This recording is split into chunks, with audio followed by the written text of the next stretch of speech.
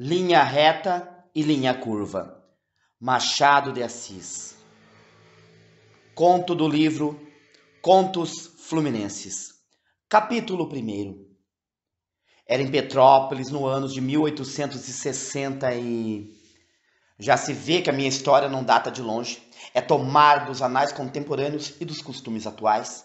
Talvez algum dos leitores conheça até as personagens que vão figurar neste pequeno quadro. Não será raro que, encontrando uma delas, amanhã, Azevedo, por exemplo, um dos meus leitores exclame: "Ah, cá vi uma história em que se falou de ti. Não te tratou mal o autor, mas a semelhança era tamanha. Houve tão pouco cuidado em disfarçar a fisionomia que eu, à proporção que voltava a página, dizia comigo: é o Azevedo, não há dúvida." Feliz Azevedo. A hora em que começa essa narrativa, é ele um marido feliz, inteiramente feliz, casado de fresco, possuindo por mulher a mais formosa dama da sociedade e a melhor alma que ainda se encarnou ao sol da América. Dono de algumas propriedades bem situadas e perfeitamente rendosas, acatado, querido, descansado, tal é o nosso Azevedo, a quem por cúmulo de ventura coroam os mais belos 26 anos.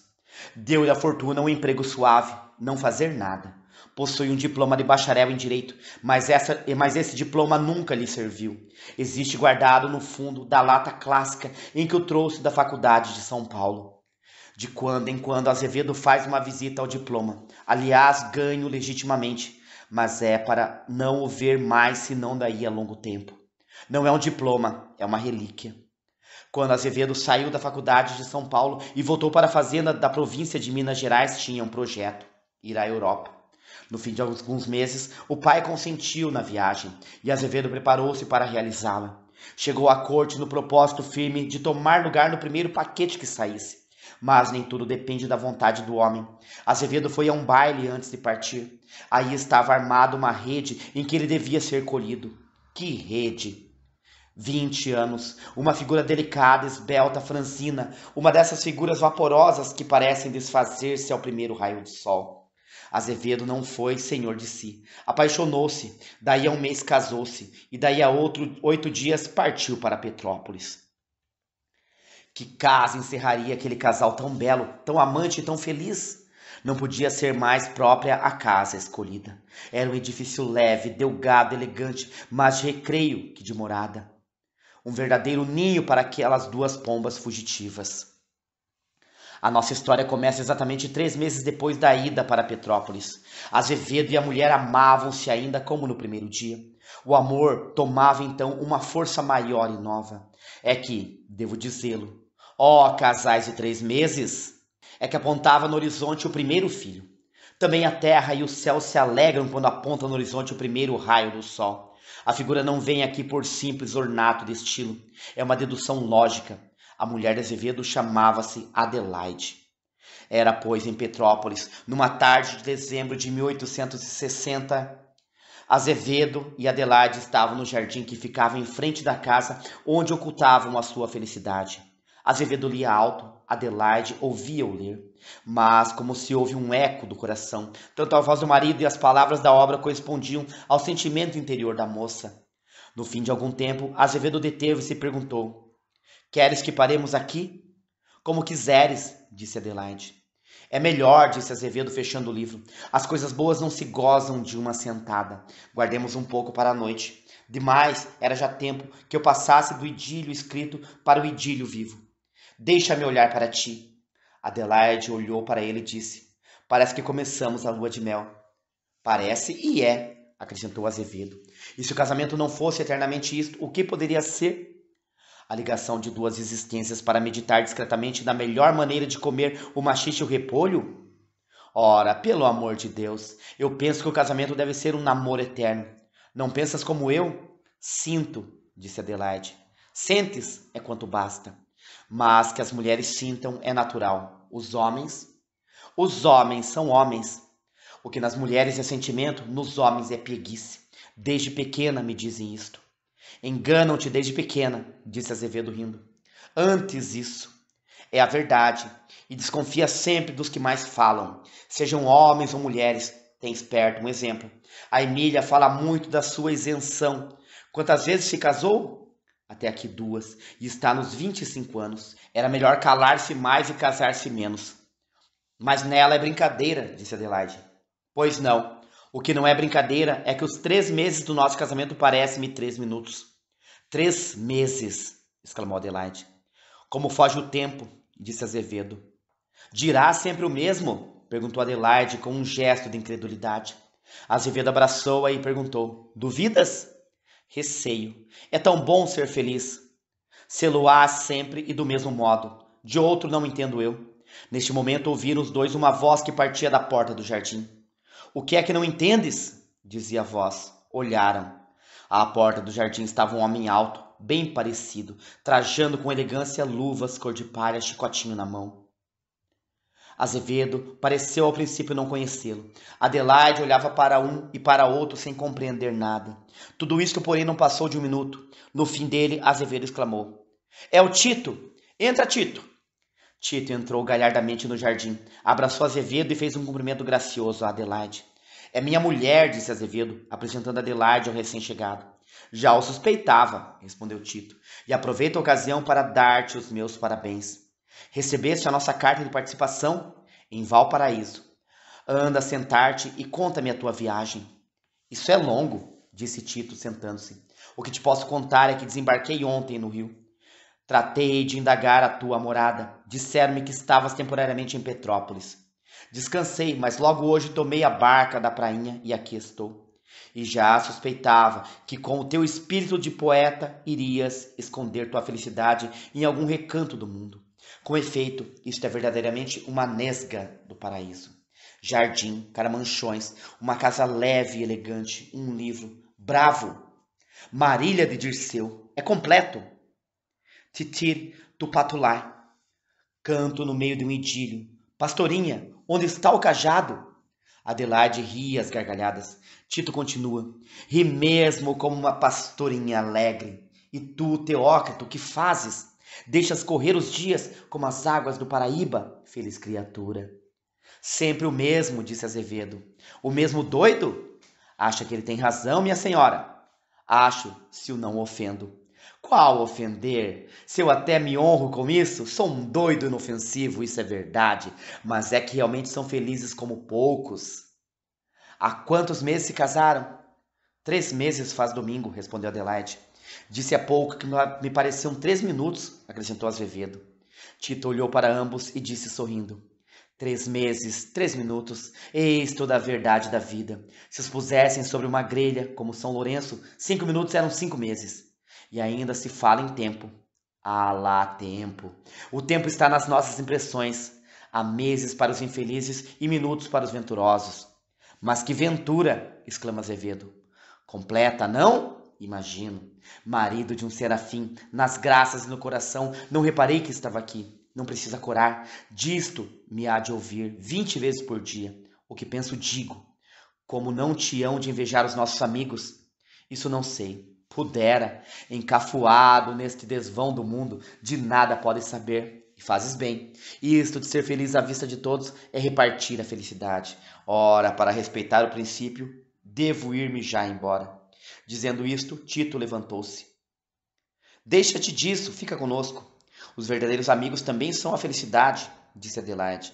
Ah, é até bom que aprendas em nossa escola a ciência do casamento, acrescentou Azevedo. Para quê? Perguntou Tito, meneando o chicotinho.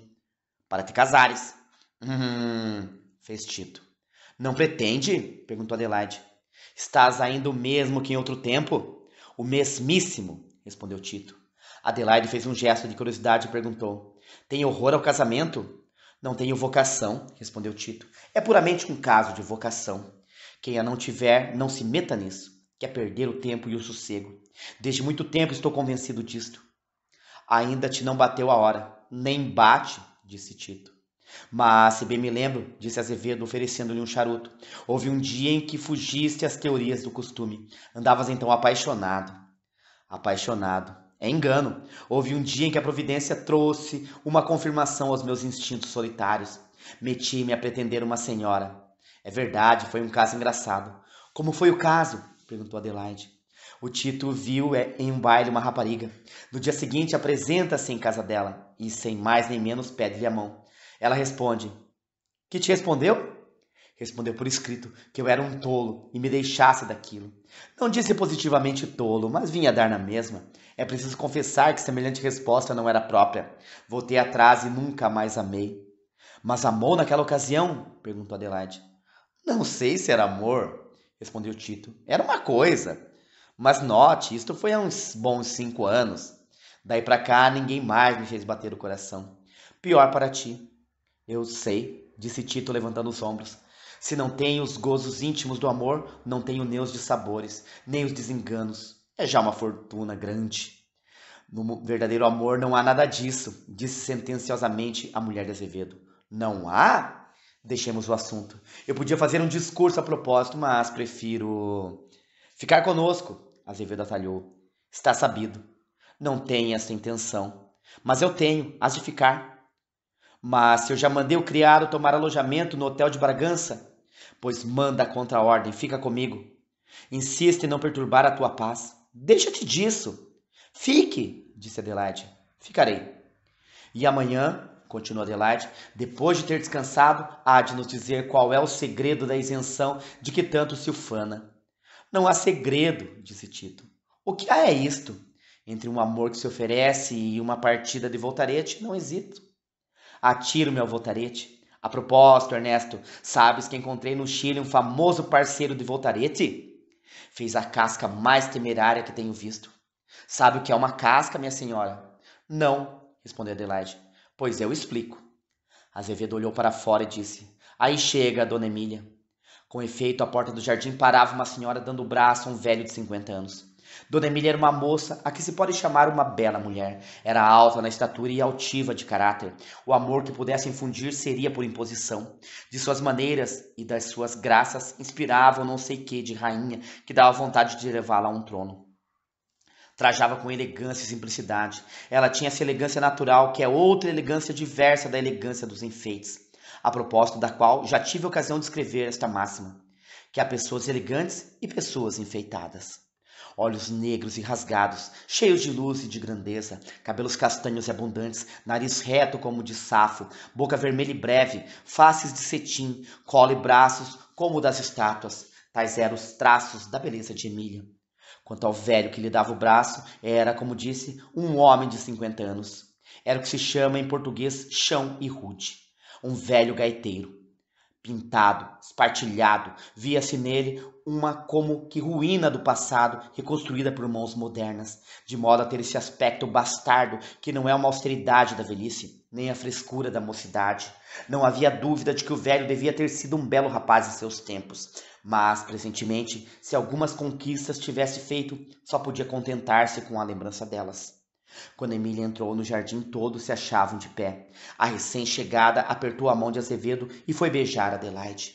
Ia sentar-se na cadeira que Azevedo lhe oferecera quando reparou em Tito, que se achava a um lado. Os dois cumprimentaram-se, mas com um ar diferente. Tito parecia tranquilo e friamente polido, mas Emília, depois de cumprimentá-lo, conservou os olhos fitos nele, como que avocando uma memória do passado. Feitas as apresentações necessárias, ia Diogo Franco, é o nome do velho braceiro, todos tomaram assentos. A primeira que falou foi Emília. Ainda hoje não vinha, se não fosse a obsequiosidade do senhor Diogo. Adelaide olhou para o velho e disse: o senhor Diogo é uma maravilha. Diogo impertigou-se e murmurou com um certo tom de modéstia: nem tanto, nem tanto. Disse Emília. Não é talvez uma, porém duas maravilhas. Ah, sabes que vai me fazer um presente? Um presente? Exclamou Azevedo. É verdade, continuou Emília. Um presente que mandou vir da Europa e lá dos confins. Recordações das suas viagens de adolescente. Diogo estava radiante. É uma insignificância, disse ele olhando ternamente para Emília. Mas o que é? Perguntou Adelaide. Adivinhe, é um urso branco. Um urso branco? Deveras? Está para chegar, mas só ontem é que me deu notícia dele. Que amável lembrança. Um urso! Exclamou ainda Azevedo. Tito inclinou-se ao ouvido do amigo e disse em voz baixa: com ele fazem dois. Diogo, jubiloso pelo efeito que causava a notícia do presente, mas iludido no caráter desse efeito, disse: não vale a pena. É um urso que eu mandei vir. É verdade que eu pedi dos mais belos. Não sabem o que é um urso branco. Imaginem que é todo branco. Ah, disse Tito. É um animal admirável, tornou Diogo. Acho que sim, disse Tito. Ora, imagina tu o que não será um urso branco que é todo branco. Que faz esse sujeito? Perguntou ele em seguida a Azevedo. Namora a Emília, tem 50 contos. E ela não faz caso dele. Diz ela, e é verdade. Enquanto os dois trocavam essas palavras, Diogo brincava com os sinetes do relógio e as duas senhoras conversavam. Depois das últimas palavras entre Azevedo e Tito, Emília voltou-se para o marido de Adelaide e perguntou: Dá-se isto, senhor Azevedo? Então faz-se anos nesta casa e não me convidam. Mas a chuva, disse Adelaide. Ingrata, bem sabes que não há chuva em casos tais. Demais, acrescentou Azevedo. Faz-se a festa tão a capucha. Fosse como fosse, eu sou da casa. É que a lua de mel continua apesar de 5 meses, disse Tito. Aí vens tu com teus epigramas, disse Azevedo. Ah, isso é mal, senhor Tito. Tito? Perguntou Emília a Adelaide em voz baixa. Sim. Dona Emília não sabe ainda quem é o nosso amigo Tito, disse Azevedo. Eu até tenho medo de dizê-lo. Então é muito feio o que tem para dizer? Talvez, disse Tito com indiferença. Muito feio, exclamou Adelaide. O que é então? Perguntou Emília. É um homem incapaz de amar, continuou Adelaide. Não pode haver maior indiferença para o amor. Em resumo, prefere a um amor o quê? Um voltarete. Disse-te isso? Perguntou Emília. E repito, disse Tito. Mas note bem, não por elas, é por mim. Acredito que todas as mulheres sejam credoras da minha adoração, mas eu é que sou feito de modo que nada mais lhes posso conceder do que uma estima desinteressada. Emília olhou para o moço e disse: Se não é vaidade, é doença. Há de me perdoar, mas eu creio que não é doença nem vaidade, é natureza. Uns aborrecem as laranjas, outros aborrecem os amores. Agora, se o aborrecimento vem por causa das cascas, não sei. O que é certo é que é assim. É ferino, disse Emília olhando para Adelaide. Ferino? Eu? Disse Tito levantando-se. Sou uma seda, uma dama, um milagre de brandura. Dói-me deveras que eu não posso estar na linha dos outros homens. E não seja como todos, propenso a receber as impressões amorosas. Mas que quer, a culpa não é minha. Anda lá, disse Azevedo, o tempo te há de mudar. Mas quando? Tenho 29 anos feitos. Já 29? Perguntou Emília. Completei-os pela Páscoa. Não parece? São os seus olhos. A conversa continuou por este modo até que se anunciou o jantar. Emília e Diogo tinham jantado. Ficaram apenas para fazer companhia ao casal Azevedo e a Tito, que declarou desde o princípio estar caindo de fome. A conversa durante o jantar versou sobre coisas indiferentes. Quando se serviu o café, apareceu à porta um criado do hotel em que morava Diogo. Trazia uma carta para este, com indicação no sobrescrito de que era urgente. Diogo recebeu a carta, leu-a e pareceu mudar de cor. Todavia, continuou a tomar parte na conversa geral. Aquela circunstância, porém, deu lugar a que Adelaide perguntasse a Emília: Quando te deixará este eterno namorado? Eu sei cá, respondeu Emília, mas afinal de contas não é mau homem. Tem aquela mania de me dizer no fim de todas as semanas que nutre por mim uma ardente paixão. Enfim, se não passa de declaração semanal. Não passa. Tem a vantagem de ser um braceiro infalível para a rua e um realejo menos mal dentro de casa. Já me contou umas 50 vezes as batalhas amorosas em que entrou. Todo o seu desejo de acompanhar-me a uma viagem à roda do globo. Quando me fala nisto, se é à noite, e é quase sempre à noite, mando vir o chá. Excelente meio de aplacar-lhe os ardores amorosos. Gosta do chá que se pela. Gosta tanto como de mim. Mas aquela do urso branco? E se realmente mandou vir um urso? Aceita. Pois eu hei de sustentar um urso? Não me faltava mais nada. Adelaide sorriu e disse: Quer me parecer que acabas por te apaixonar. Por quem? Pelo urso? Não, pelo Diogo. Neste momento, achavam-se as duas perto de uma janela. Tito conversava no sofá com Azevedo. Diogo refletia profundamente, estendido numa poltrona. Emília tinha os olhos em Tito. Depois de um silêncio, disse ela para Adelaide: Que achas ao tal amigo do teu marido? Parece um presumido. Nunca se apaixonou. É crível? Talvez seja verdade. Não acredito. Pareces criança. Diz aquilo dos dentes para fora. É verdade que não tenho o maior conhecimento dele. Quanto a mim, pareceu-me não ser estranha aquela cara, mas não me lembro. Parece ser sincero, mas dizer aquilo é já atrevimento. Está claro. Do que te ris? Lembra-me um do mesmo gênero que este, disse Emília. Foi já há tempos. Andava sempre a gabar-se da sua isenção. Dizia que todas as mulheres eram para ele vasos da China. Admirava-as e nada mais. Coitado, caiu em menos de um mês. Adelaide viu beijar-me a ponta dos sapatos, depois de que o desprezei. Que fizeste? Ah, não sei o que fiz. Santa astúcia foi quem operou o milagre. Vinguei o sexo e abati um orgulhoso. Bem feito. Não era menos do que este, mas falemos de coisas sérias. Recebi as folhas francesas de modas. Que há de novo? Muita coisa. Amanhã te as mandarei. Repara em um novo corte de mangas, é lindíssimo. Já mandei encomendas para a corte. Em artigos de passeios, a fartura e do melhor. Para mim, quase que é inútil mandar. Por quê? Quase nunca saio de casa. Nem ao menos irás jantar comigo no dia de ano bom? Oh, com toda certeza. Pois vai. Ah, irá o homem, o senhor Tito? Se estiver cá e quiseres, pois que vá, não faz mal. Saberei contê-lo. Creio que não será sempre tão incivil. Nem sei como podes ficar com esse sangue frio. A mim faz-me mal aos nervos.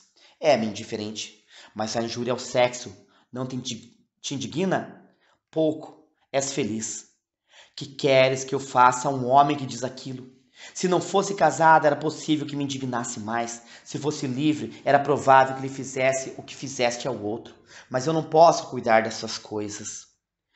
Nem ouvindo a preferência do Voltarete, pôr-nos abaixo da dama de copas, e o ar com que ele diz aquilo, que calma, que indiferença, é mal, é mal. Merecia castigo, merecia. Queres tu castigá-lo? Emília fez um gesto de desdém e disse, não vale a pena. Mas tu castigaste o outro. Sim, mas não vale a pena. Dissimulada. Por que me dizes isso? Porque já te vejo meio tentada a uma nova vingança. Eu? Ora qual? Que tem, não é crime. Não é de certo, mas veremos. Ah, serás capaz? Capaz? Disse Emília com um gesto de orgulho ofendido. Beijar-te-á ele a ponta do sapato? Emília ficou silenciosa por alguns momentos. Depois, apontando com o leque para a botina que lhe causava o pé, disse: E hão de ser estes? Emília e Adelaide se dirigiram para o lado em que se achavam os homens. Tito, que parecia conversar intimamente com Azevedo, interrompeu a conversa para dar atenção às senhoras. Diogo continuava mergulhado na sua meditação. Então o que é isso, senhor Diogo? Perguntou Tito. Está meditando? Ah, perdão, estava distraído. Coitado, disse Tito baixo a Azevedo. Depois, voltando-se para as senhoras. Não os incomoda o charuto? Não, senhor, disse Emília. Então posso continuar a fumar? Pode, disse Adelaide. É um mau vício, mas é o meu único vício. Quando fumo parece que aspiro à eternidade. Enlevo-me todo e mudo de ser. Divina invenção. Dizem que é excelente para os desgostos amorosos, disse Emília com intenção. Isso não sei, mas não é só isto. Depois da invenção do fumo, não há solidão possível. É a melhor companhia deste mundo. Demais, o charuto é um verdadeiro memento homo. Convertendo-se pouco a pouco em cinzas, vai lembrando ao homem o fim real e infalível de todas as coisas. É o aviso filosófico, é a sentença fúnebre que nos acompanha em toda a parte. Já é um grande progresso. Mas estou eu a aborrecer com uma dissertação tão pesada. Hão de me desculpar, que foi descuido. Ora, a falar a verdade, eu já vou desconfiando. Vossa Excelência olha com olhos tão singulares. Emília, a quem era dirigida a palavra, respondeu. Não sei se são singulares, mas são os meus. Penso que não são os de costume. Está, talvez, Vossa Excelência a dizer consigo que eu sou um esquisito, um singular, um vaidoso, é verdade. 7º mandamento, não levantar falsos testemunhos. Falsos, diz o mandamento. Não me dirá em que eu sou vaidoso? Ah, a isso não respondo eu.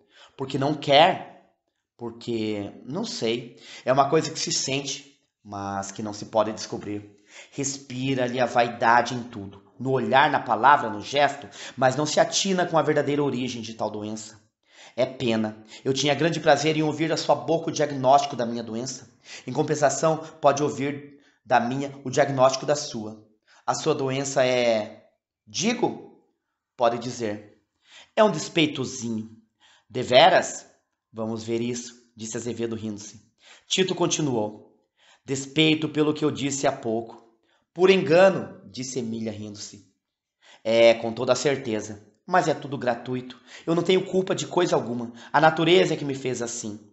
Só a natureza? E um tanto de estudo. Ora, vou expor-lhe as minhas razões. Veja se posso amar ou pretender. Primeiro, não sou bonito.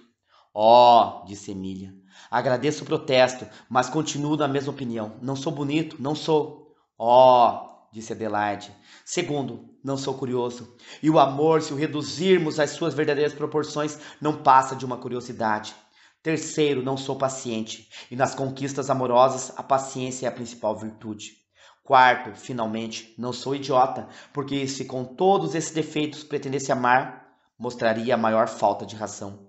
Aqui está o que eu sou por natural e por indústria. Emília, parece que é sincero. Acreditas? Sincero como a verdade, disse Tito. Em último caso, seja ou não sincero, que tenho eu com isso? Eu creio que nada, disse Tito. Capítulo 2. No dia seguinte, aquele em que se passaram as cenas descritas no capítulo anterior, entendeu o céu que devia regar com suas lágrimas o solo da formosa Petrópolis. Tito, que destinava esse dia a ver toda a cidade, foi obrigado a conservar-se em casa. Era um amigo que não incomodava, porque quando era demais sabia escapar-se discretamente, e quando não era, tornava-se o mais delicioso dos companheiros.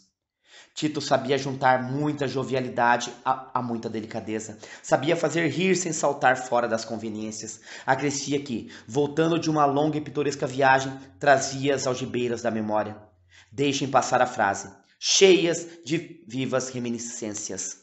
Tinha feito uma viagem de poeta e não de peralvilho.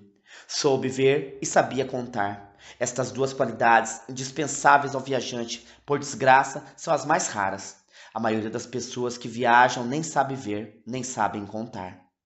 Tito tinha andado por todas as repúblicas do Mar Pacífico. Tinha vivido no México e em alguns estados americanos. Tinha depois ido à Europa no paquete da linha de Nova York. Viu Londres e Paris. Foi à Espanha, onde viveu a vida de alma viva. Dando serenatas às janelas das Rosinas de hoje. Trouxe de lá alguns leques e mantilhas. Passou à Itália e levantou o espírito à altura das recordações da arte clássica. Viu a sombra de Dante nas ruas de Florença, viu as almas dos doges pairando saudosas sobre as águas viúvas do mar do Adriático. A terra de Rafael, de Virgílio e Miguel Ângelo foi para ele uma fonte viva de recordações do passado e de impressões para o futuro. Foi a Grécia onde soube evocar o espírito das gerações extintas que deram ao gênio da arte e da poesia um fulgor que atravessou as sombras dos séculos. Viajou ainda mais o nosso herói, e tudo viu com olhos de quem sabe ver, e tudo contava com alma de quem sabe contar. Azevedo e Adelaide passavam horas esquecidas.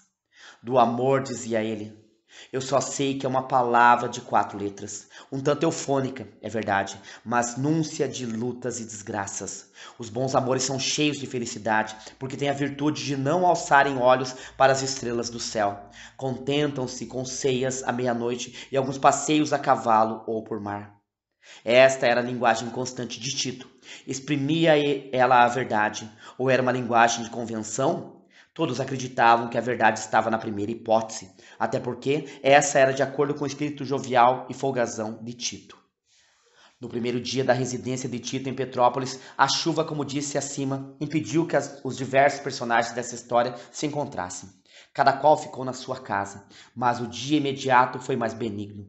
Tito aproveitou o bom tempo para ir ver a risonha cidade da Serra.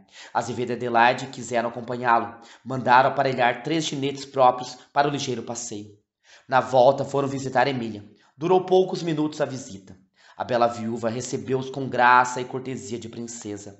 Era a primeira vez que Tito lá ia, e fosse por isso ou por outra circunstância, foi ele quem mereceu as principais atenções da dona da casa. Diogo, que então fazia a sua 100ª declaração de amor a Emília e a quem Emília acabava de oferecer uma chávena de chá, não viu com bons olhos a demasiada atenção que o viajante merecia da dama dos seus pensamentos. Essa e talvez outras circunstâncias faziam com que o velho Adonis assistisse à conversação com a cara fechada. A despedida, Emília ofereceu a casa a Tito, com a declaração de que teria a mesma satisfação em recebê-lo muitas vezes. Tito aceitou cavalheiramente o oferecimento, feito que saíram todos. 5 dias depois dessa visita, Emília foi à casa de Adelaide. Tito não estava presente, andava a passeio. Azevedo tinha saído para um negócio, mas voltou daí a alguns minutos. Quando, depois de 1 hora de conversa, Emília já de pé preparava-se para voltar a casa, entrou Tito. Ia sair quando entrou, disse Emília. Parece que nos contrariamos em tudo. Não é por minha vontade, respondeu Tito. Pelo contrário, meu desejo é não contrariar pessoa alguma, e portanto não contrariar Vossa Excelência. Não parece. Por quê? Emília sorriu e disse com uma inflexão de censura. Sabe que me daria prazer se utilizasse do oferecimento de minha casa? Ainda não se utilizou. Foi esquecimento? Foi. É muito amável. Sou muito franco. Eu sei que Vossa Excelência preferia uma delicada mentira, mas eu não conheço nada mais delicado que a verdade. Emília sorriu. Nesse momento entrou Diogo. Ia sair, dona Emília? Perguntou ele. Esperava o seu braço. Aqui o tem. Emília despediu-se de Azevedo e de Adelaide. Quanto a Tito, no momento em que ele curvava-se respeitosamente, Emília disse-lhe com a maior placidez da alma. Há alguém tão delicado como a verdade. É o senhor Diogo. Espero dizer o mesmo. De mim? Interrompeu Tito. Amanhã mesmo. Emília saiu pelo braço de Diogo. No dia seguinte, com efeito, Tito foi à casa de Emília. Ela o esperava com certa impaciência. Como não soubesse a hora em que ele devia apresentar-se lá, a bela viúva esperou a todos os momentos, desde manhã. Só ao cair da tarde que Tito dignou-se a aparecer. Emília morava com uma tia velha. Era uma boa senhora, amiga da sobrinha e inteiramente escrava da sua vontade. Isso quer dizer que não havia em Emília o menor receio que a boa tia não assinasse de antemão. Na sala em que Tito foi recebido não estava ninguém. Ele teve, portanto, tempo de sobra para examiná-la à vontade. Era uma pequena sala, mas mobiliada e adornada com gosto. Móveis leves, elegantes e ricos. 4 finíssimas estatuetas copiadas de Pradier. Um piano de Erard, tudo disposto e arranjado com vida. Tito gastou o primeiro quarto de hora no exame da sala e dos objetos que a enchiam. Esse exame devia influir muito no estudo que ele quisesse fazer do espírito da moça. Dize-me como moras, dir-te-ei quem és. Mas o primeiro quarto de hora correu sem que aparecesse viva alma, nem que se ouvisse rumor de natureza alguma. Tito começou a impacientar-se. Já sabemos que espírito brusco era ele, apesar da suprema delicadeza que todos lhe reconheciam. Parece, porém, que a sua rudeza, quase sempre exercida contra Emília, era antes estudada que natural. O que é certo é que, no fim de meia hora, aborrecido pela demora, Tito murmurou consigo. Quer tomar desforra. E tomando o chapéu que havia posto numa cadeira, ia dirigindo-se para a porta quando ouviu um farfalhar de sedas. Voltou a cabeça, Emília entrava. Fugia? É verdade. Perdoe a demora. Não há que perdoar. Não podia vir, era natural que fosse por algum motivo sério. Quanto a mim, não tenho igualmente do que pedir perdão. Esperei, estava cansado, voltaria em outra ocasião, tudo isso é natural. Emília ofereceu uma cadeira a Tito e sentou-se no sofá. Realmente, disse ela acomodando o balão, o Sr. Tito é um homem original. É a minha glória. Não imagina como eu aborreço as cópias, fazer o que muita gente faz. Que mérito há nisso? Não nasci para esses trabalhos de imitação. Já uma coisa fez como muita gente. Qual foi? Prometeu-me ontem essa visita e veio cumprir a promessa. Ah, minha senhora, não lance isto à conta das minhas virtudes. Podia não vir, vim. Não foi vontade, foi acaso. Em todo caso, agradeço-lhe. É o meio de me fechar a sua porta. Por quê? Porque eu não me dou com esses agradecimentos. Nem creio mesmo que eles possam acrescentar nada à minha admiração pela pessoa de Vossa Excelência. Fui visitar muitas vezes as estátuas dos museus da Europa, mas se elas se lembrassem de me agradecer um dia, dou-lhe a minha palavra que não voltava lá. A essas palavras seguiu-se um silêncio de alguns segundos. Emília foi quem falou primeiro. Há muito tempo que se dá com o marido de Adelaide? Desde criança, respondeu Tito. Ah, foi criança? Ainda sou hoje. É exatamente o tempo das minhas relações com Adelaide. Nunca me arrependi. Nem eu. Houve um tempo, prosseguiu Emília, em que estivemos separadas, mas isso não trouxe mudança alguma às nossas relações. Foi no tempo do meu primeiro casamento. Ah, foi casada 2 vezes? Em 2 anos. E por que enviuvou da primeira? Porque meu marido morreu, disse Emília rindo-se. Mas eu pergunto outra coisa. Por que se fez viúva, mesmo depois da morte do primeiro marido? Creio que poderia continuar casada. De que modo? Perguntou Emília com espanto. Ficando mulher do finado. Se o amor acaba na sepultura, acho que não vale a pena de procurá-lo neste mundo. Realmente o Sr. Tito é um espírito fora do comum. Um tanto. É preciso que o seja para desconhecer que a nossa vida não importa. Essas exigências da eterna fidelidade.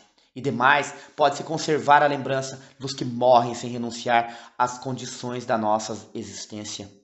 Agora que eu lhe pergunto, por que me olha com olhos tão singulares?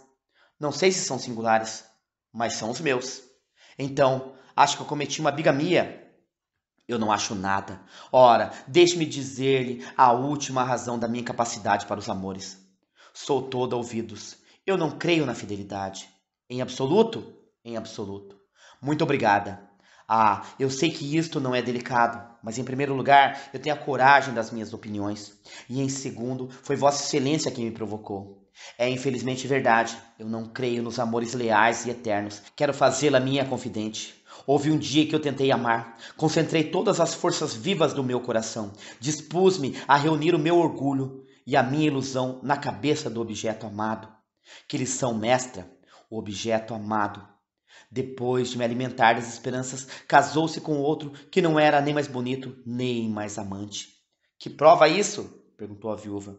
Prova que me aconteceu o que pode acontecer e acontece diariamente aos outros. Ora, há de me perdoar, mas eu creio que é uma coisa já metida na massa do sangue. Não diga isso. É certo que podem acontecer casos desses, mas serão todos assim? Não admite uma exceção? Aprofunde mais os corações alheios se quiser encontrar a verdade. E há de encontrar. Qual? Disse Tito, abaixando a cabeça e batendo com a bengala na ponta do pé. Posso afirmá-lo, disse Emília. Duvido. Tenho pena de uma criatura assim, continuou a viúva. Não conhecer o amor é não conhecer a vida. Há nada igual à união de duas almas que se adoram. Desde que o amor entra no coração, tudo se transforma, tudo muda. A noite parece dia, a dor assemelha-se ao prazer. Se não conhece nada disto, pode morrer, porque é o mais infeliz dos homens. Tenho lido isso nos livros, mas ainda não me convenci. Já reparou na minha sala?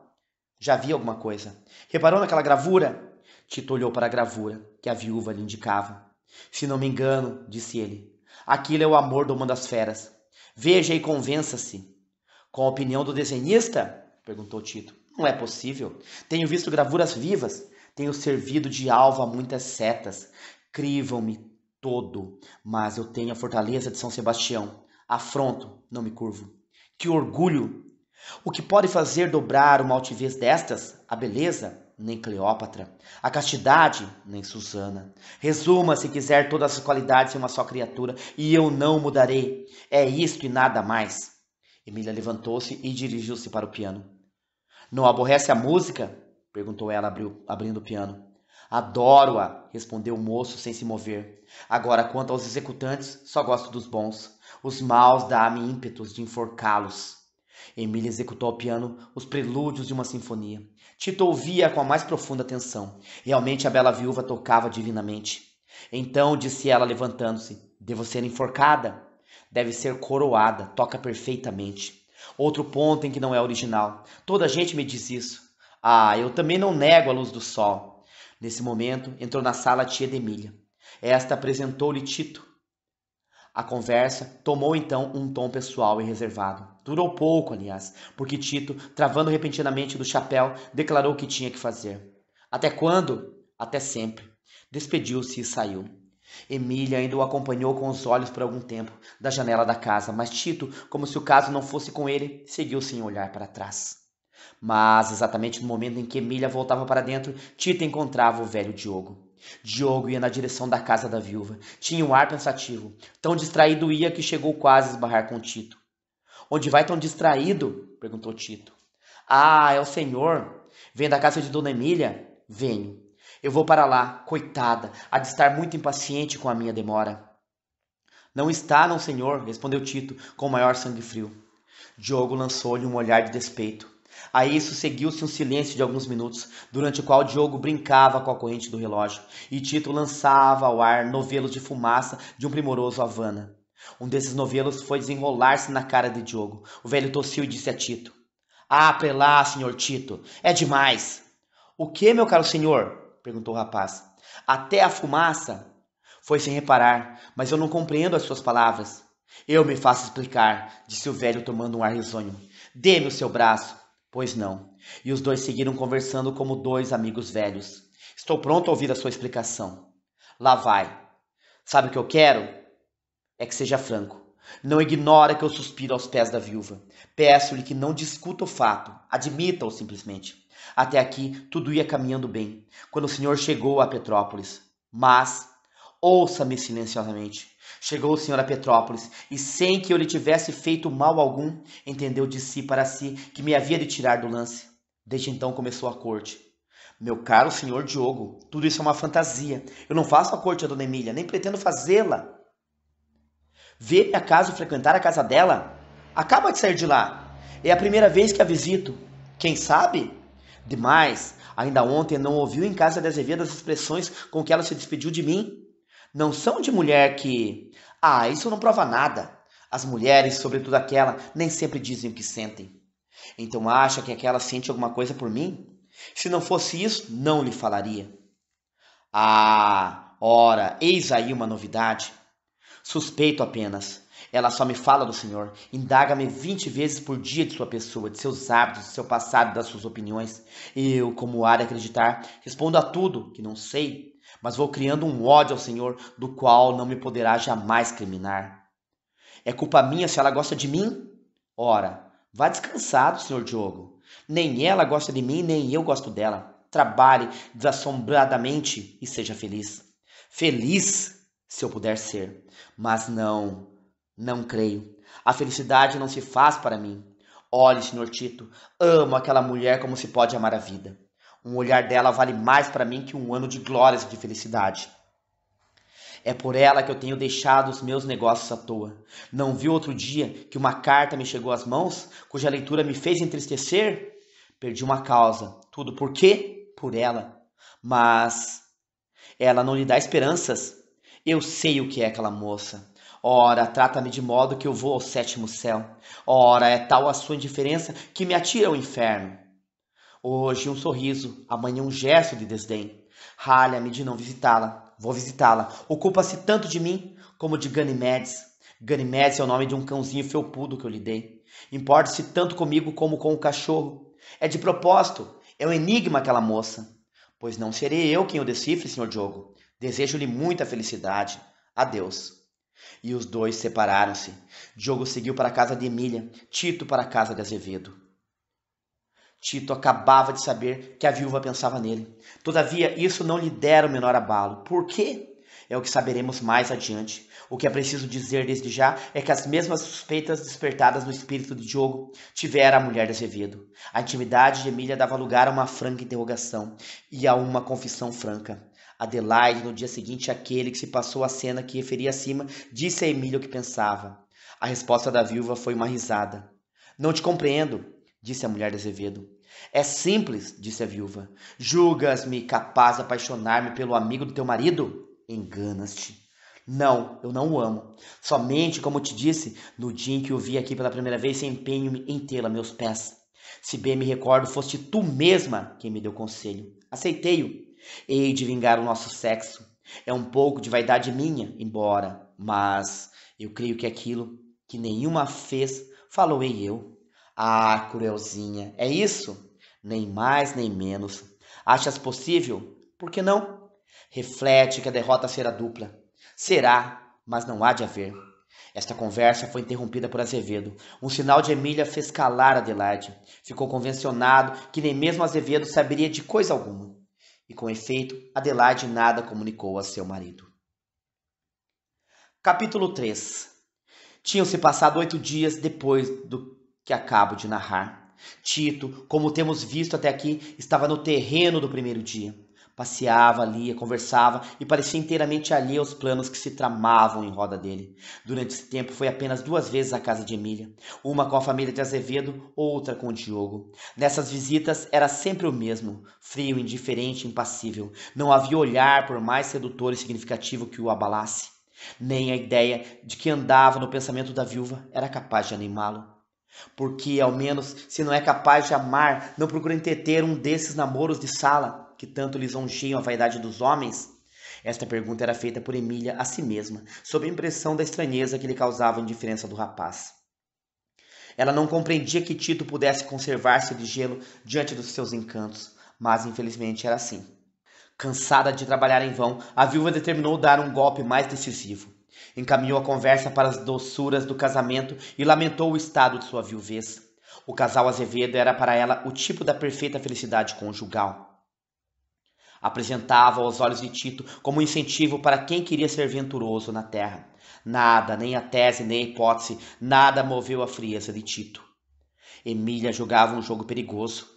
Era preciso decidir entre os seus desejos de vingar o sexo e as conveniências de sua posição, mas ela era de um caráter imperioso. Respeitava muito os princípios de sua moral severa, mas não acatava do mesmo modo as conveniências de que a sociedade cercava essa moral. A vaidade impunha no espírito dela com força prodigiosa, assim que a bela viúva foi usando todos os meios que era lícito empregar para fazer apaixonar Tito.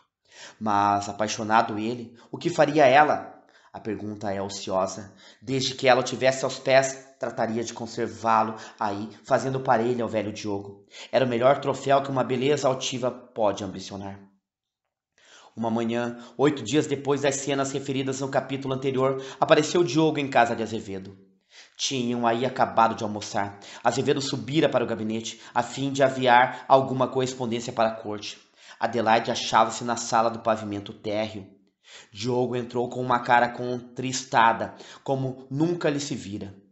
Adelaide correu para ele. Que é isso? Perguntou ela. Ah, minha senhora, sou o mais infeliz dos homens. Por quê? Venha sentar-se. Diogo sentou-se, ou antes deixou-se cair na cadeira que Adelaide lhe ofereceu. Esta tomou lugar ao pé dele, animou-o a contar as suas mágoas. Então, que há? 2 desgraças, respondeu ele. A primeira em forma de sentença. Perdi mais uma demanda. É uma desgraça isto, mas não é nada. Pois a maior? Ah, a segunda desgraça foi em forma de carta. De carta? Perguntou Adelaide. De carta. Veja isto. Diogo tirou da carteira uma cartinha cor-de-rosa, cheirando a essência de magnólia. Adelaide leu a carta para si. Quando ela acabou, perguntou-lhe o velho. Que me diz a isto? Não compreendo, respondeu Adelaide. Esta carta é dela. Sim, e depois? É para ele. Ele quem? Ele, o diabo, o meu rival, o Tito. Ah! Dizer-lhe o que senti quando apanhei esta carta é impossível. Nunca tremi na minha vida. Mas quando li isto, não sei que vertigem se apoderou de mim. Ando tonto, a cada passo como que desmaio. Ah, ânimo, disse Adelaide. É isto mesmo que eu vinha buscar. É uma consolação, uma animação. Soube que estava aqui e estimei achá-la só. Ah, quanto sinto que o estimável seu marido esteja vivo, porque a melhor consolação era aceitar Vossa Excelência um coração tão mal compreendido. Felizmente ele está vivo. Diogo soltou um suspiro e disse, felizmente. E depois de um silêncio continuou. Tive 2 ideias. Uma foi o desprezo, mas desprezá-los é pô-los em maior liberdade e ralar-me de dor e de vergonha. A segunda foi o duelo.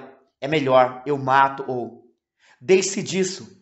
É indispensável que um de nós seja arriscado do número de vivos. Pode ser engano, mas não é engano, é certeza. Certeza de quê?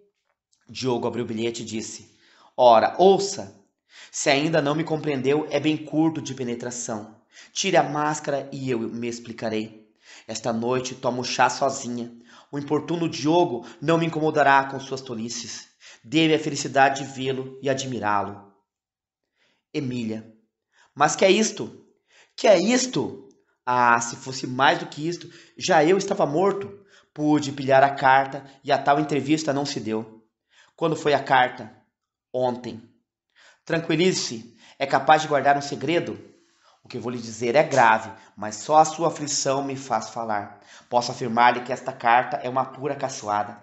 Trata-se de vingar o nosso sexo ultrajado. Trata-se de fazer com que Tito se apaixone, nada mais. Diogo estremeceu de alegria. Sim, perguntou ele. É pura verdade, mas veja lá, isto é segredo.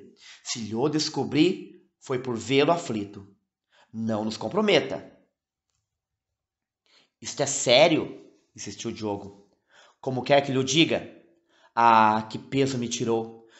Pode estar certa de que o segredo caiu num poço.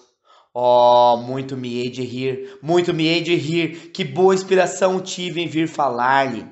Diga-me, posso dizer a dona Emília que sei tudo? Não! É então melhor que não me dê por achado? Sim. Muito bem. Dizendo essas palavras, o velho Diogo esfregava as mãos e piscava os olhos. Estava radiante. Que ver o suposto rival sendo vítima dos laços da viúva. Que glória, que felicidade! Nisto estava quando a porta do interior apareceu Tito. Acabava de levantar-se da cama. Bom dia, dona Adelaide, disse ele dirigindo-se para a mulher de Azevedo. Depois sentando-se e voltando a cara para Diogo. Bom dia, disse. Está hoje alegre. Tirou a sorte grande? A sorte grande? Perguntou Diogo. Tirei. Dormiu bem? Perguntou Adelaide a Tito. Como um justo que sou. Tive sonhos cor-de-rosa. Sonhei com o senhor Diogo. Ah, sonhou comigo? Murmurou entre dentes o velho namorado. Coitado, tenho pena dele. Mas onde está Azevedo? Perguntou Tito a Adelaide. Anda de passeio. Já? Pois então, 11 horas. 11 horas? É verdade, acordei muito tarde. Tinha 2 visitas para fazer. Uma à dona Emília. Ah, disse Diogo. De que se espanta, meu caro? De nada, de nada. Bom, vou mandar pôr o seu almoço, disse Adelaide. Os dois ficaram sós. Tito acendeu um cigarro de palha. Diogo afetava grande distração, mas olhava sorrateiramente para o moço. Este apenas soltou 2 fumaças, voltou-se para o velho e disse: Como vão os seus amores? Que amores? Os seus. A Emília. Já lhe fez compreender toda a imensidade da paixão que o devora? Qual? Preciso de algumas lições. Se mas quisesse dar? Eu? Está sonhando. Ah, eu sei que o senhor é forte, é modesto, mas é forte, e até fortíssimo. Ora, eu sou realmente um aprendiz. Tive há pouco a ideia de desafiá-lo. A mim? É verdade, mas foi uma loucura de que me arrependi. Além de que não é uso de nosso país. Em toda parte é uso vingar a honra. Bravo, Dom Quixote. Ora, eu acreditava me ofendido na honra. Por mim? Mas emendei a mão. Reparei que era antes eu quem ofendia, pretendendo lutar com o mestre. Eu, simples aprendiz. Mestre de quê? Dos amores. Oh, eu sei que é mestre. Deixe disso, eu não sou nada. O senhor Diogo, sim. O senhor vale um urso. Vale mesmo 2. Como havia de eu... Ora, aposto que teve ciúmes.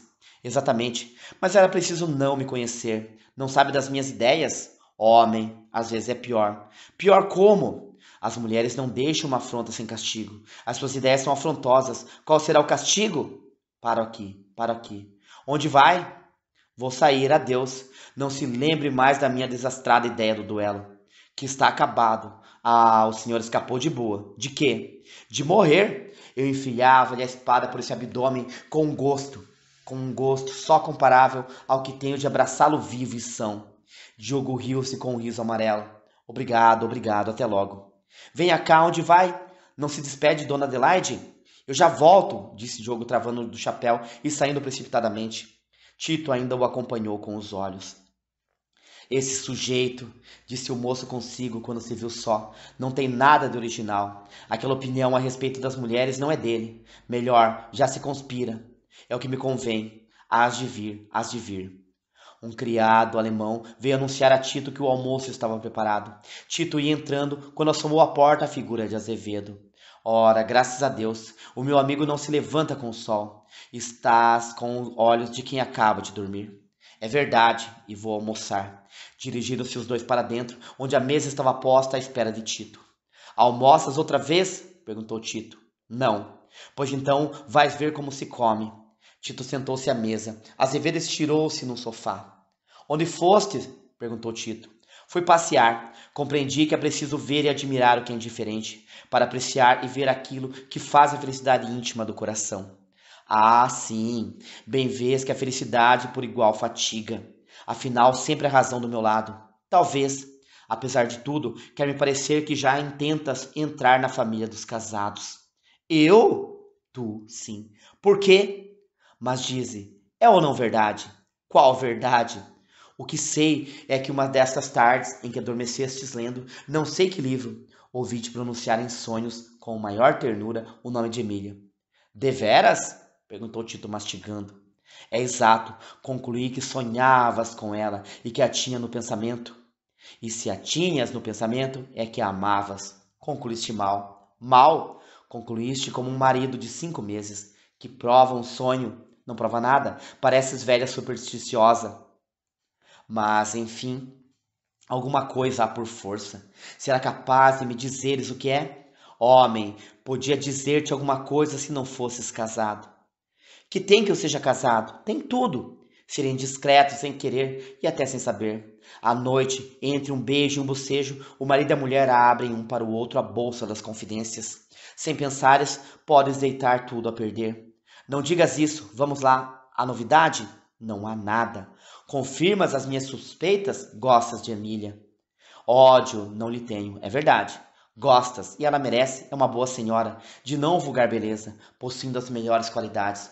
Talvez preferisses que não fosse viúva. Sim, é natural que se embale 10 vezes por dia na lembrança dos 2 maridos, que já exportou para o outro mundo, à espera de exportar o terceiro. Não é dessas. Afianças? Quase que posso afiançar. Ah, meu amigo, disse Tito, levantando-se da mesa e indo acender um charuto. Toma o conselho de um tolo. Nunca afiances nada, principalmente em tais assuntos. Entre a prudência discreta e a cega confiança não é lícito duvidar. A escolha está decidida nos próprios termos da primeira. O que podes tu afiançar a respeito de Emília? Não a conheces melhor do que eu. Há 15 dias que nos conhecemos e eu já lhe leio no interior. Estou longe de atribuir-lhe maus sentimentos, mas tenho a certeza de que não possui as raríssimas qualidades que são necessárias à exceção. Que sabes tu? Realmente eu não sei nada. Não sabes nada, disse Tito consigo. Falo pelas minhas impressões. Parecia-me que um casamento entre vocês ambos não vinha fora de propósito. Se me falas outra vez em casamento, saio, pois só a palavra, a ideia, tudo. Entretanto, admiras e aplaudes o meu casamento. Ah, eu aplaudo nos outros muitas coisas do que não sou capaz de usar. Depende da vocação. Adelaide apareceu à porta da sala de jantar. A conversa cessou entre os 2 rapazes. Trago-lhe uma notícia. Que notícia? Perguntaram-lhe os 2. Recebi um bilhete de Emília. Pede-nos que vamos lá amanhã. Por quê? Por quê? Perguntou Azevedo. Talvez dentro de 8 dias se retire para a cidade.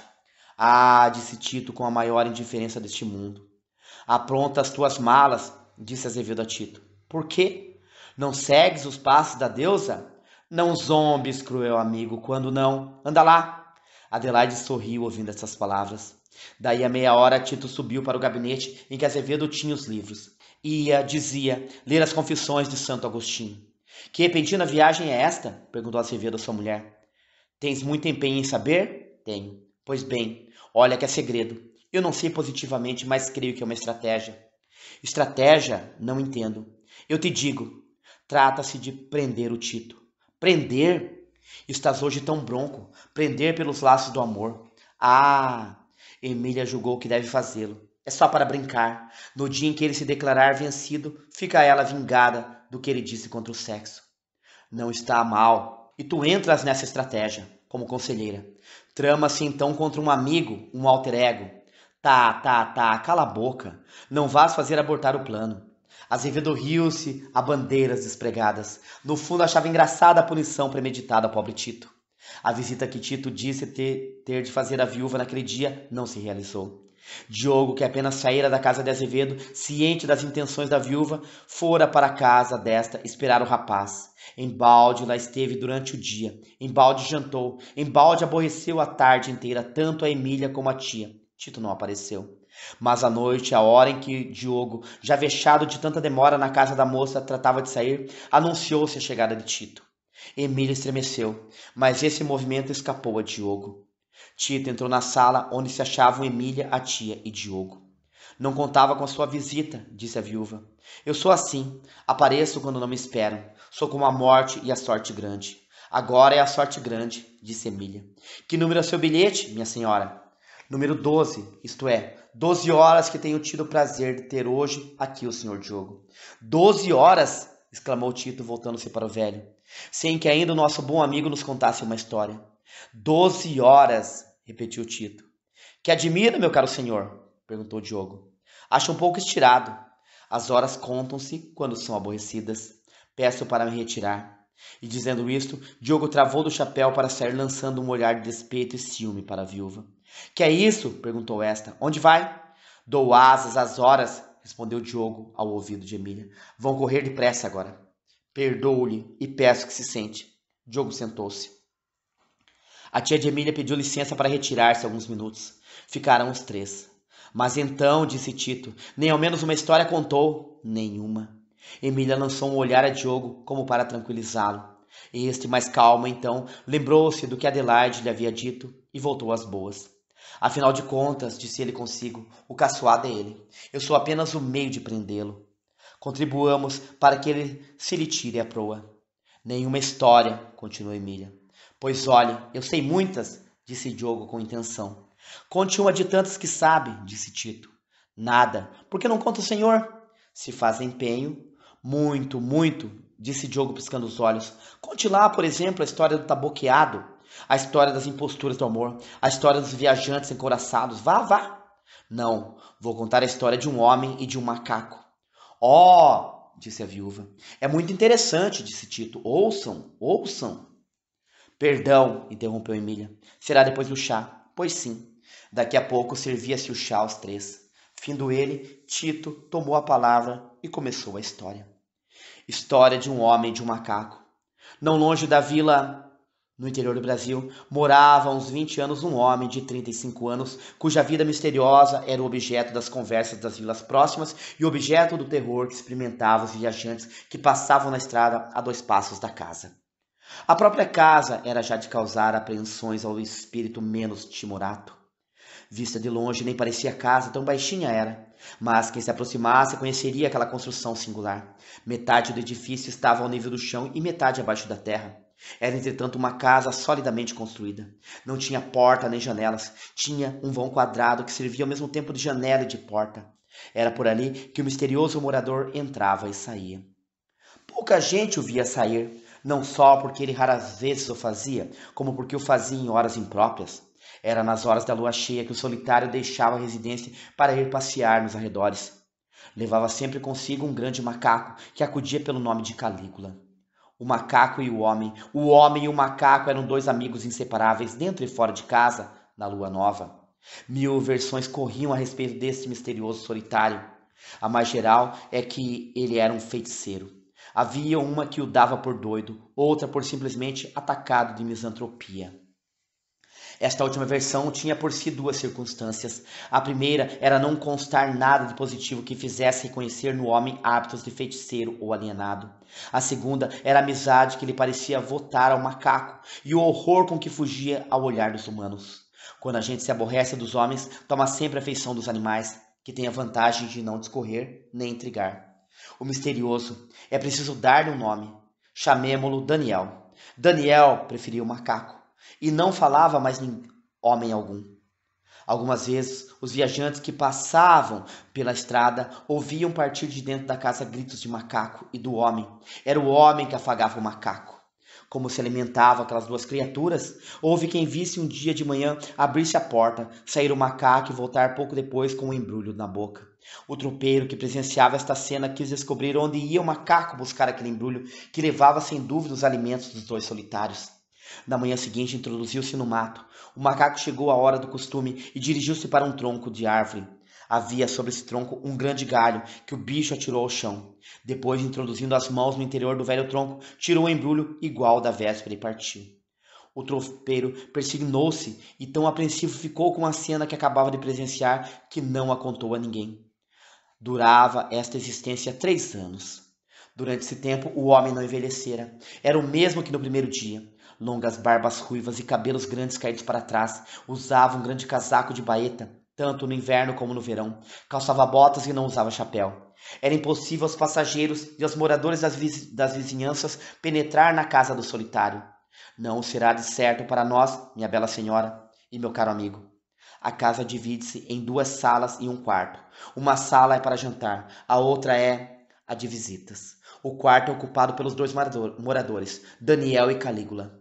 As 2 salas são de iguais dimensões. O quarto é uma metade da sala. A mobília da primeira sala compõe-se de 2 sujos bancos encostados à parede, uma mesa baixa no centro. O chão é assoalhado. Pendem das paredes 2 retratos. Um de moça, outro de velho. A moça é uma figura angélica e deliciosa. O velho inspirava respeito e admiração. Das outras duas paredes pendem, de um lado, uma faca de cabo de marfim e do outro, uma mão de defunto, amarela e seca. A sala de jantar tem apenas uma mesa e 2 bancos. A mobília do quarto resume-se num grabato em que dorme Daniel. Calígula estende-se no chão, junto à cabeceira do dono. Tal é a mobília da casa. A casa, que de fora parece não ter capacidade suficiente para conter um homem em pé, é contudo suficiente, visto estar, como disse, entranhada no chão. Que vida terão passado aí dentro o macaco e o homem no espaço de 3 anos? Não saberei dizê-lo. Quando Calígula traz de manhã o embrulho, Daniel divide a comida em 2 porções, uma para o almoço, outra para o jantar. Depois, homem e macaco sentam-se em face um do outro na sala de jantar e comem irmãmente as 2 refeições. Quando chega a lua cheia, saem os 2 solitários, como já disse todas as noites, até a época em que a lua passa a ser minguante.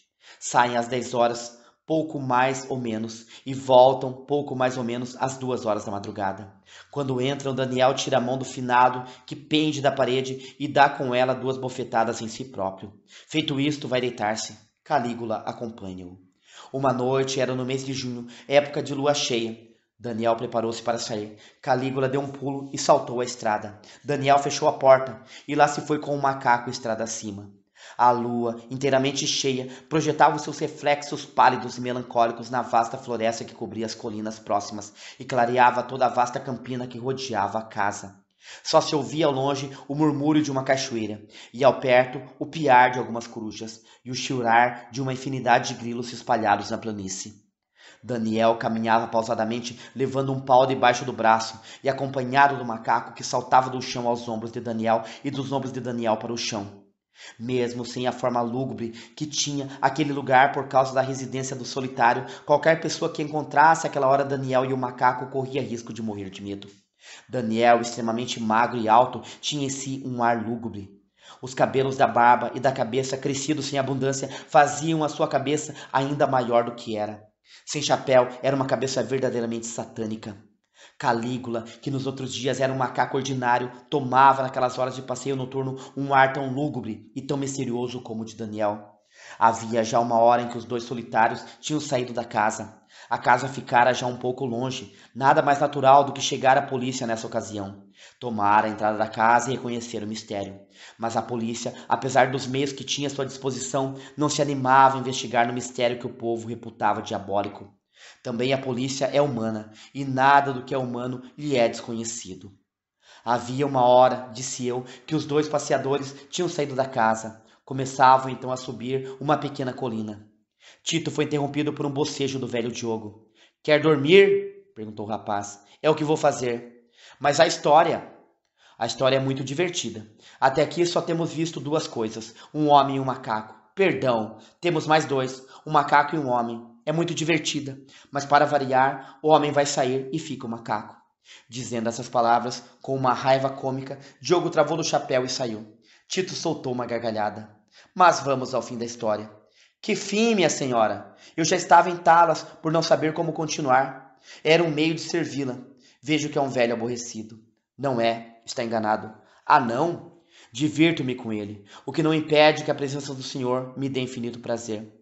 Vossa Excelência disse agora uma falsidade. Qual foi? Disse que lhe era agradável a minha conversa. Ora, isso é falso como tudo quanto é falso.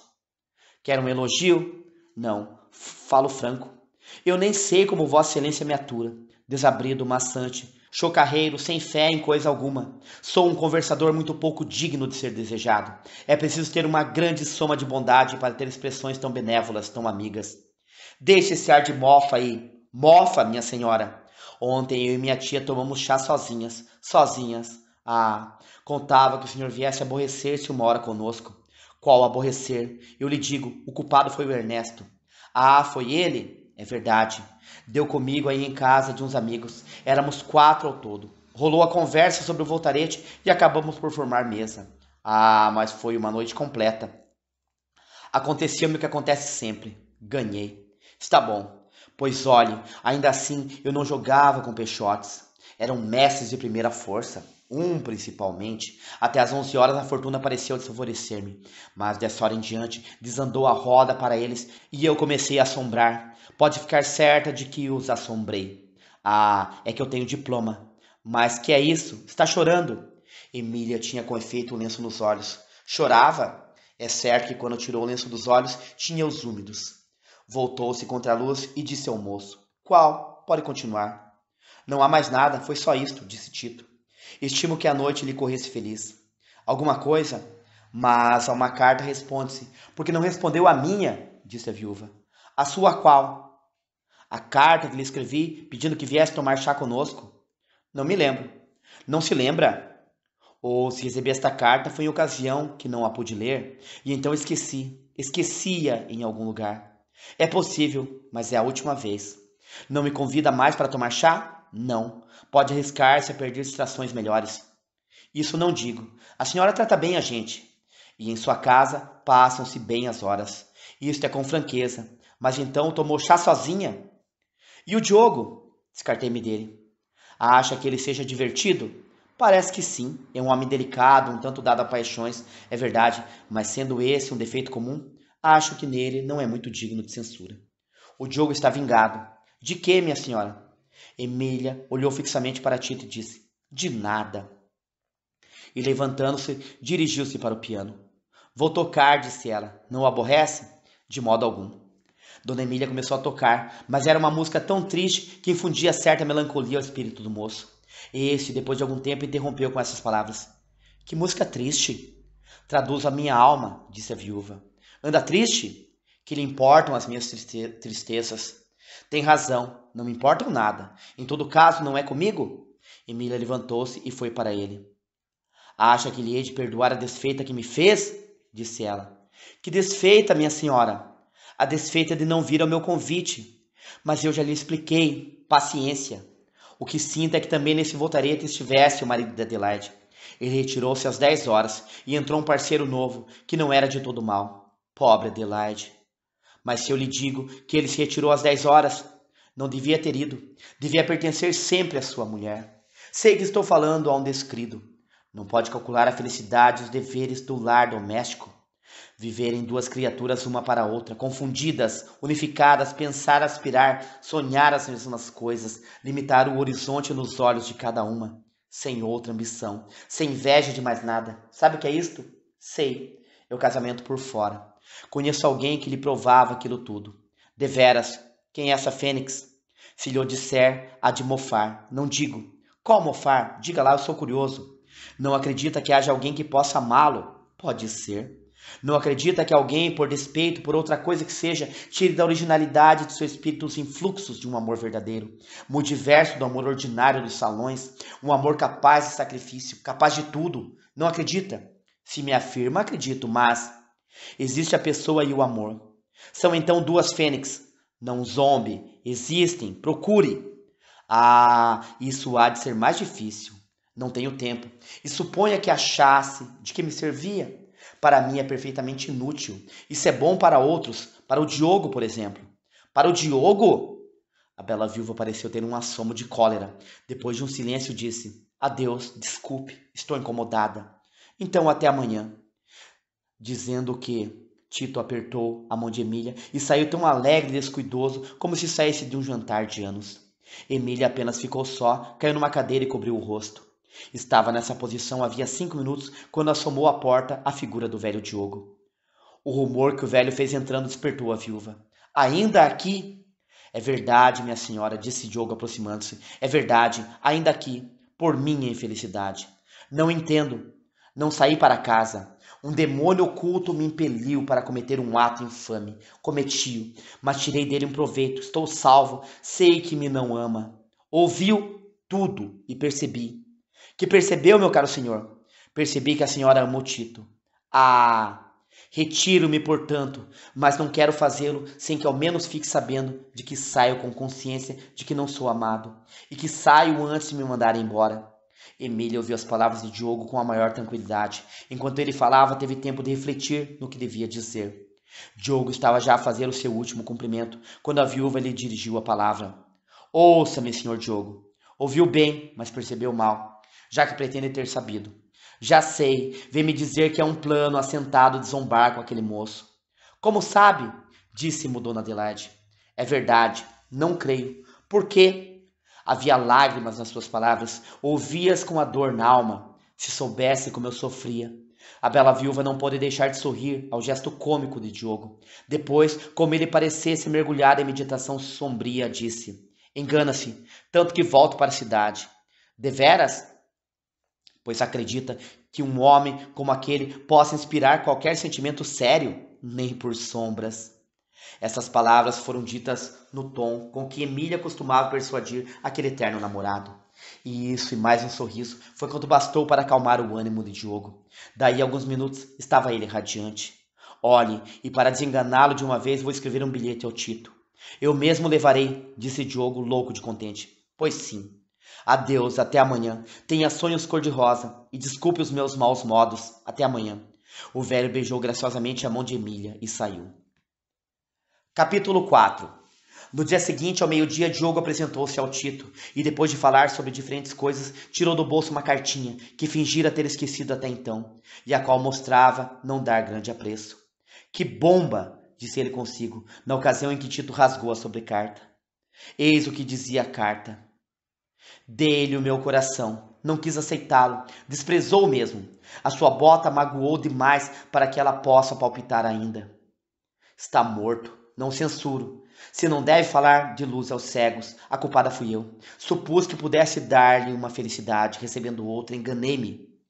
Tem a glória de retirar-se com todas as honras de guerra. Eu é que fico vencida. Paciência. Pode zombar de mim.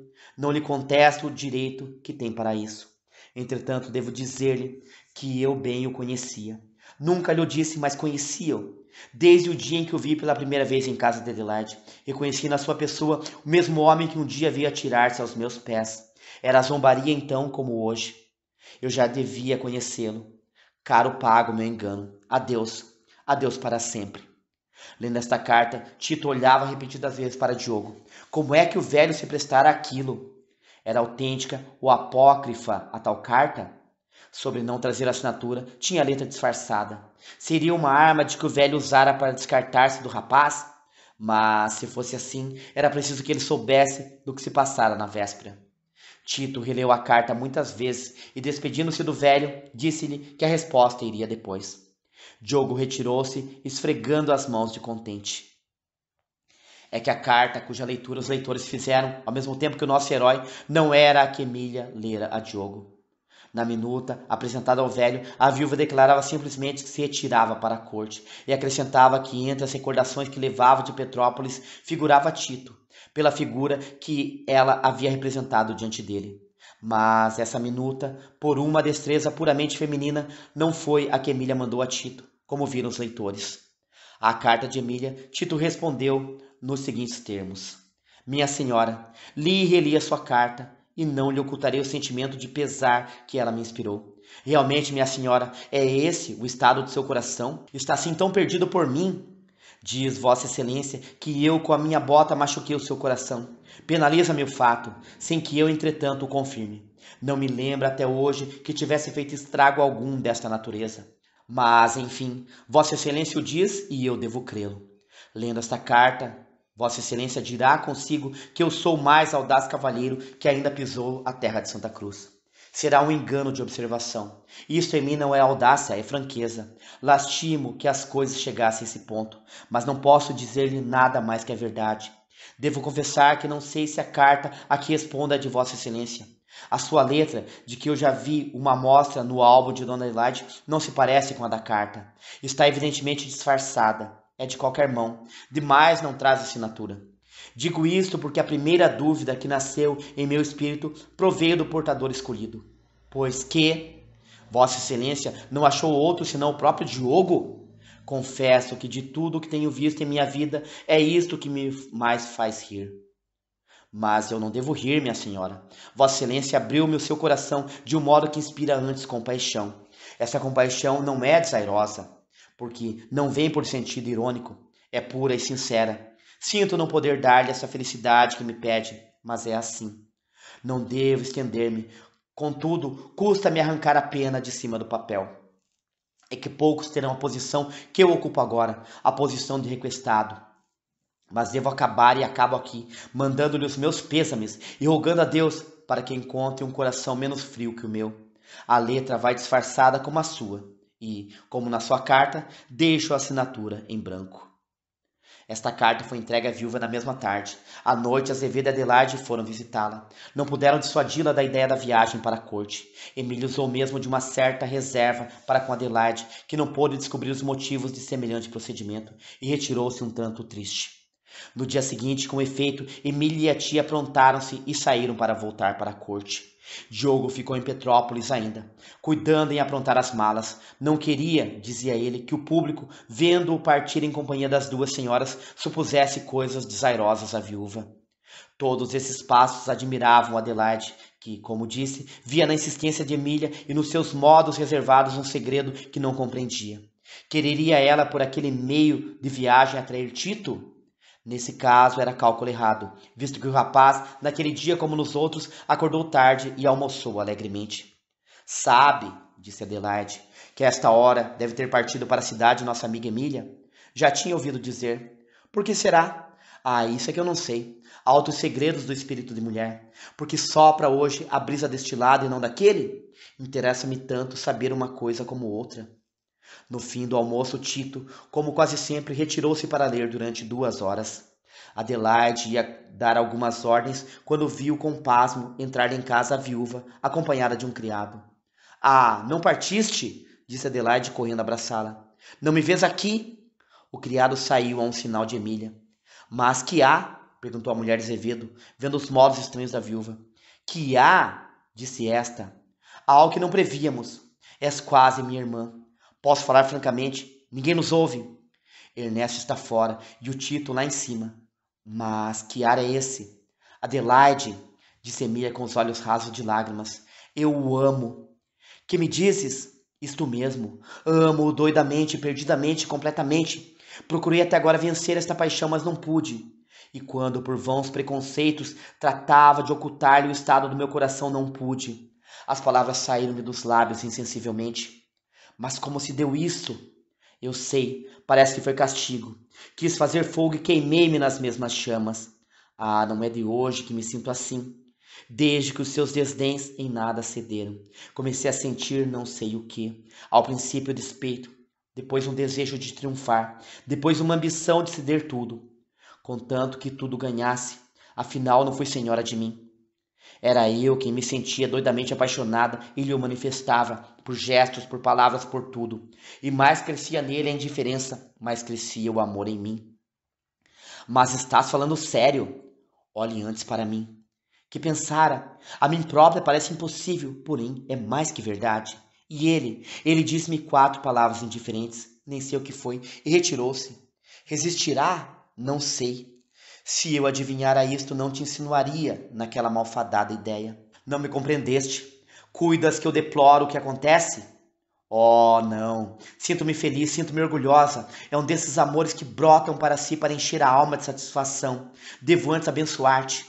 É uma verdadeira paixão. Mas acreditas impossível a conversão dele? Não sei, mas seja ou não impossível, não é a conversão que eu peço. Basta-me que seja menos indiferente e mais compassivo. Mas que pretendes fazer? Perguntou Adelaide, sentindo que as lágrimas também lhe rebentavam dos olhos. Houve alguns instantes de silêncio. Mas o que tu não sabes, continuou Emília, é que ele não é para mim um simples estranho.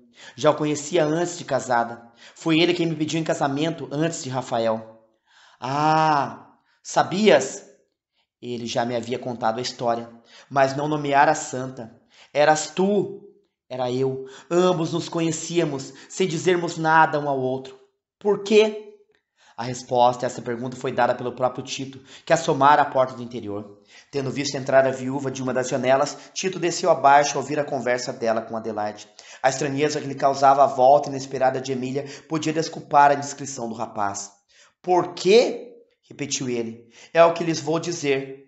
Mas antes de tudo, disse Adelaide, não sei se sabe que uma indiferença tão completa como a sua pode ser fatal a quem lhe é menos indiferente? Refere-se à sua amiga? Perguntou Tito. Eu corto tudo com uma palavra. E voltando-se para Emília, disse, estendendo-lhe a mão. Aceita a minha mão de esposo? Um grito de alegria suprema ia saindo do peito de Emília, mas não sei se um resto de orgulho ou qualquer outro sentimento converteu essa manifestação em uma simples palavra, que aliás foi pronunciada com lágrimas na voz. Sim, disse ela. Tito beijou amorosamente a mão da viúva, depois acrescentou: mas é preciso medir toda a minha generosidade. Eu devia dizer: aceito a sua mão. Devia ou não devia? Sou um tanto original e gosto de fazer inversão em tudo. Pois sim, mas de um ou de outro modo sou feliz. Contudo, um remorso me surge na consciência. Dou-lhe uma felicidade tão completa como a que recebo. Remorso? Se é sujeito aos remorsos, deve ter um, mas por motivo diverso. A senhora está passando neste momento pelas forças caudinas. Fila sofrer, não? Ouvindo o que vou dizer, concordará que eu já antes sofria, e muito mais. Temos romance? Perguntou Adelaide a Tito. Realidade, minha senhora, respondeu Tito. A realidade em prosa. Um dia, há já alguns anos, tive eu a felicidade de ver uma senhora, e amei-a. O amor foi tanto mais indomável quanto que me nasceu de súbito. Era então mais ardente que hoje. Não conhecia muito os usos do mundo. Resolvi declarar-lhe a minha paixão e pedi-la em casamento. Tive em resposta a este bilhete. Já sei, disse Emília. Essa senhora fui eu. Estou humilhada, perdão. Meu amor lhe perdoa. Nunca deixei de amá-la. Eu estava certo de encontrá-la um dia. E procedi de modo a fazer-me o desejado. Escreva isto e dirão que é um romance, disse alegremente Adelaide. A vida não é outra coisa, acrescentou Tito. Daí a meia hora entrava Azevedo, admirado da presença de Emília quando a supunha rodar no trem de ferro, e mais admirado ainda das maneiras cordiais por que se tratavam Tito e Emília. O marido de Adelaide inquiriu a causa disso. A causa é simples, respondeu Adelaide. Emília voltou porque vai casar-se com Tito. Azevedo não se deu por satisfeito. Explicaram-lhe tudo. Percebo, disse ele. Tito, não tendo alcançado nada caminhando em linha reta, procurou ver se alcançava caminhando por linha curva. Às vezes é o caminho mais curto. Como agora, acrescentou Tito. Emília jantou em casa de Adelaide. À tarde apareceu ali o velho Diogo, que ia despedir-se, porque devia partir para a corte no dia seguinte de manhã. Grande foi a sua admiração quando viu a viúva. Voltou? É verdade, respondeu Emília rindo.